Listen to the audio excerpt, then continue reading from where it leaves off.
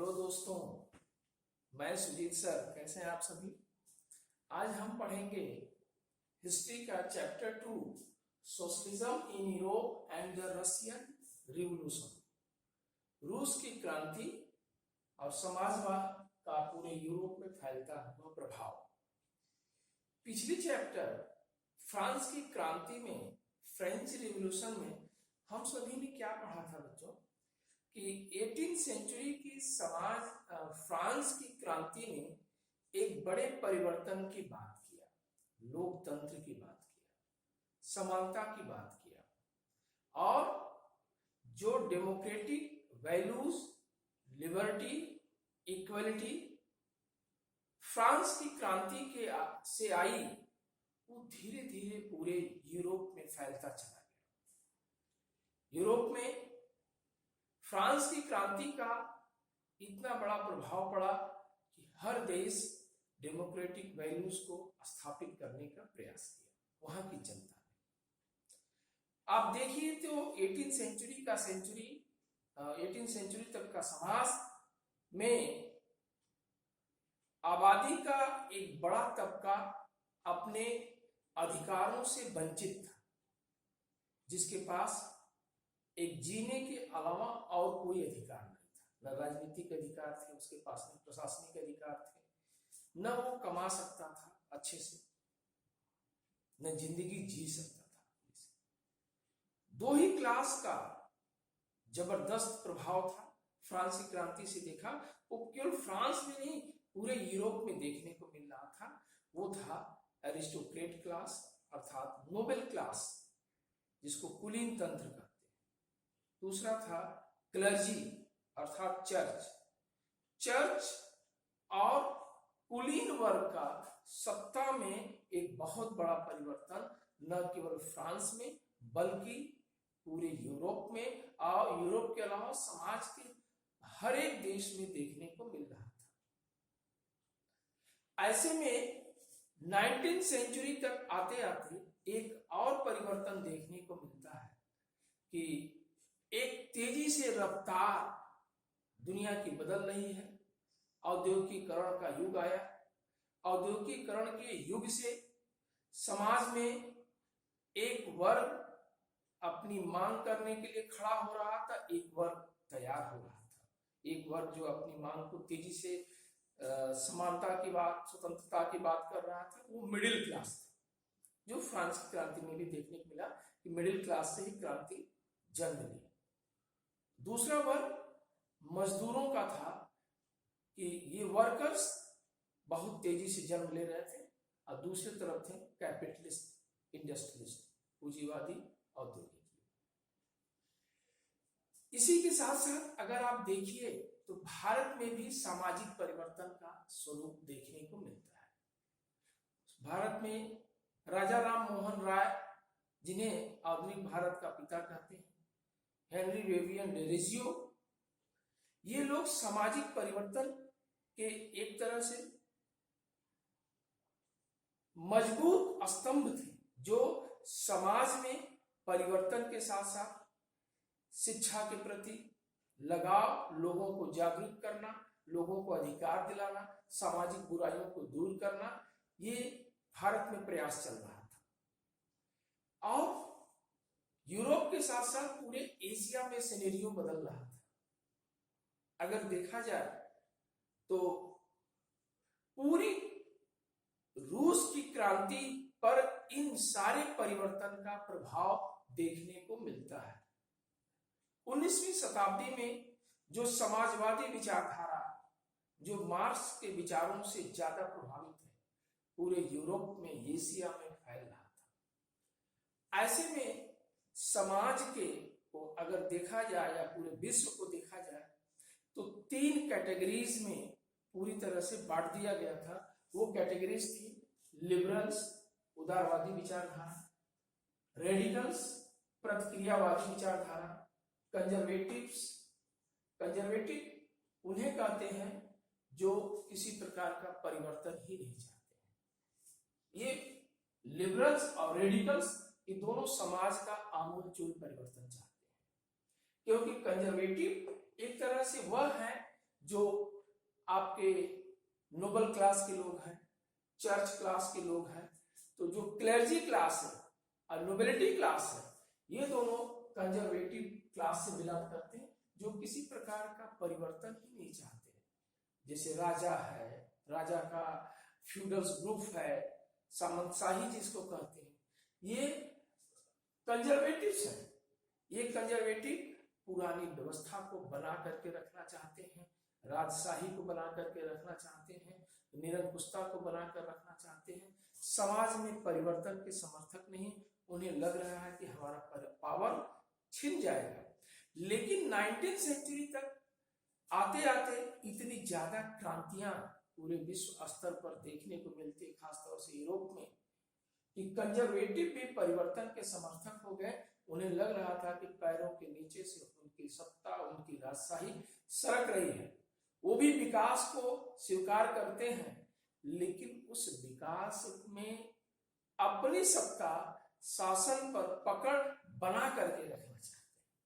वहीं पर लिबरल्स और रेडिकल्स पूरी परिवर्तन चाहते हैं। रूस, जिसकी क्रांति हम पढ़ेंगे, उस समय का समाज का एक पिछड़ा हुआ देश, जो औद्योगिक रूप से विकसित नहीं था, लेकिन 85% की आबादी जो किसान और मजदूरों की थी, उन पर कुलीन वर्ग का राजशाही का शासन था और निरंकुश सत्ता वहां के जार निकोलस 14 के हाथ में थी।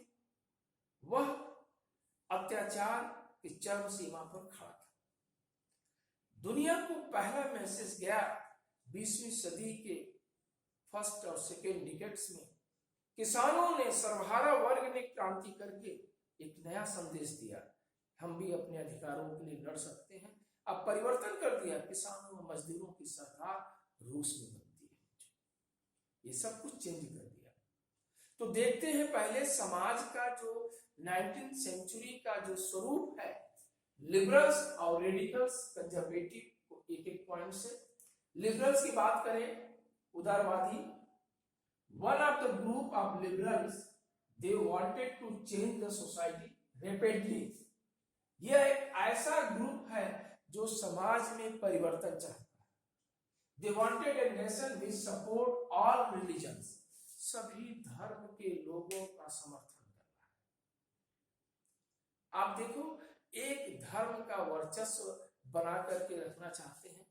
अगर हम क्रिश्चियन धर्म की बात करें, क्रिश्चियन धर्म में भी दो विचारधाराएं आ गई, कैथोलिक, प्रोटेस्टेंट। इंग्लैंड में प्रोटेस्टेंट धर्म के लोग किस तरह से हैं, कैथोलिक धर्म से कैसे हैं, आपस में ही लड़ाई कर जाते हैं, क्रांति कर जाते हैं। तो ये चाहते हैं कि सभी धर्म के लोगों को राष्ट्र में समानता मिलनी चाहिए और समाज में परिवर्तन के समर्थक है, तेजी से परिवर्तन चाहते हैं। क्या?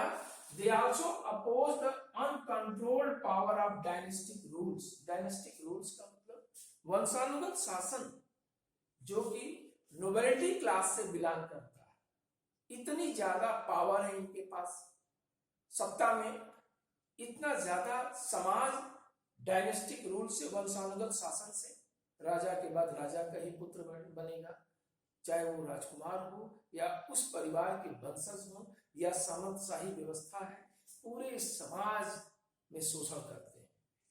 ये वर्ग चाहता है, इनके पास जो अनकंट्रोल्ड पावर है, प्रिविलेजेस इतना ज्यादा है, वो सब इनसे छीन लिया और समाज में बांट दिया।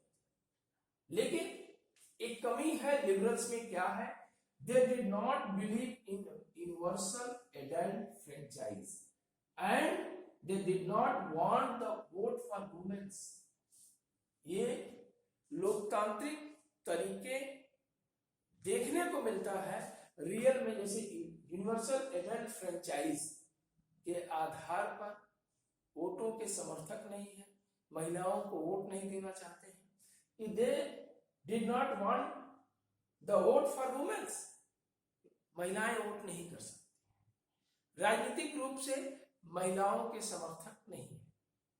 ये बड़े बड़े पूंजीपतियों या नोबेलिटी क्लास के पास जो पावर्स हैं, डायनेस्टिक रूलर्स के पास, उसके विरोधी हैं, समाज में परिवर्तन चाहते हैं, लेकिन यूनिवर्सल एडल्ट फ्रेंचाइज को नहीं चाहते, डेमोक्रेटिक तरीके से महिलाओं को वोट का अधिकार नहीं देना चाहते हैं। तो ये लिबरल्स की विचारधारा, जबकि परिवर्तन पूरा चाहते हैं। दूसरा है radicals. Radicals wanted a nation in which government was based on majority of a country population. They supported women's suffragettes movement and opposed the privileges of great landowners.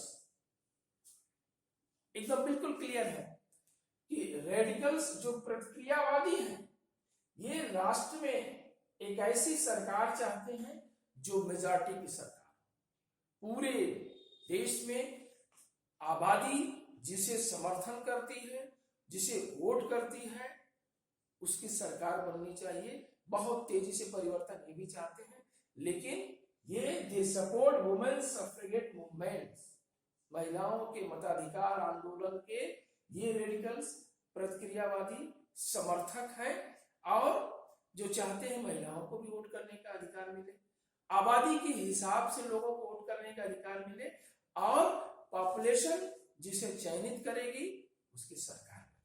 एक तरह से लोकतांत्रिक मूल्यों को ज्यादा करीब है, बस इनकी विचारधारा गरम दल की विचारधारा है। ये एक ऐसी क्रांति चाहते हैं जो पूरी तरह से तख्ता पलट कर दे, डायनेस्टिक रूलर्स का सब कुछ व्यवस्थित कर दे, जहां पर समानता की बात आए, भ्रातृत्व की बात आए और स्वतंत्रता की बात आए, जिसमें सबकी सहभागिता हो। जबकि कंजर्वेटिव, ये जो कंजर्वेटिव्स हैं, were opposed to radicals and liberals.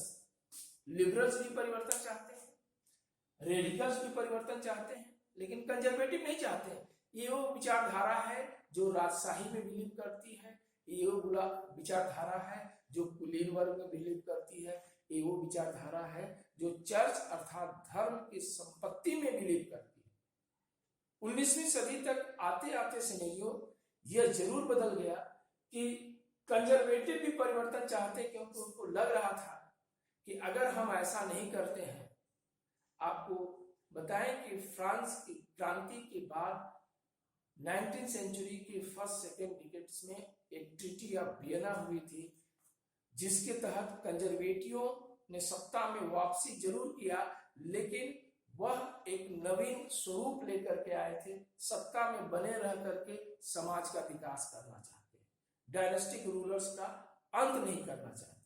ये है कंजर्वेटिव का एक सेफ स्वरूप 19वीं सेंचुरी का, जो 18वीं सेंचुरी तक काफी वर्स्ट था, 19वीं सेंचुरी में भी वर्स्ट है, लेकिन समाज को विकास थोड़ा देना चाहते हैं, लेकिन अपना राजनीतिक अधिकार, अपना प्रशासनिक अधिकार, अपना आर्थिक अधिकार किसी प्रकार से खोना नहीं चाहते हैं।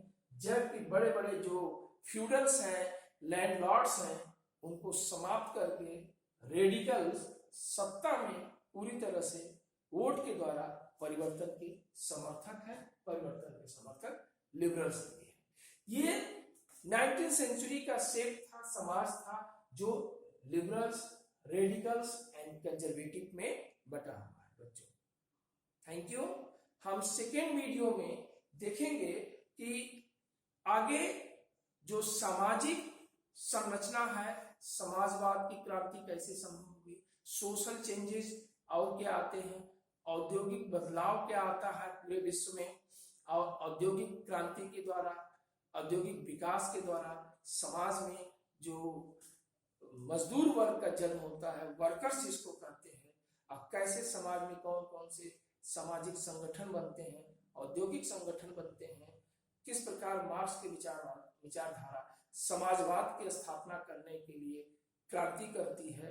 इन सब चीजों को हम नेक्स्ट वीडियो में देखेंगे, फिर इसके बाद हम रूस की क्रांति को देखेंगे। बच्चों, thank you watching for video. आशा है आपको वीडियो अच्छा लगा होगा। अगर बहुत अच्छा लगता है तो कमेंट सेक्शन में अपने जवाब दीजिए। वीडियो को आप लाइक करें, शेयर करें, सब्सक्राइब करें। Thank you once again.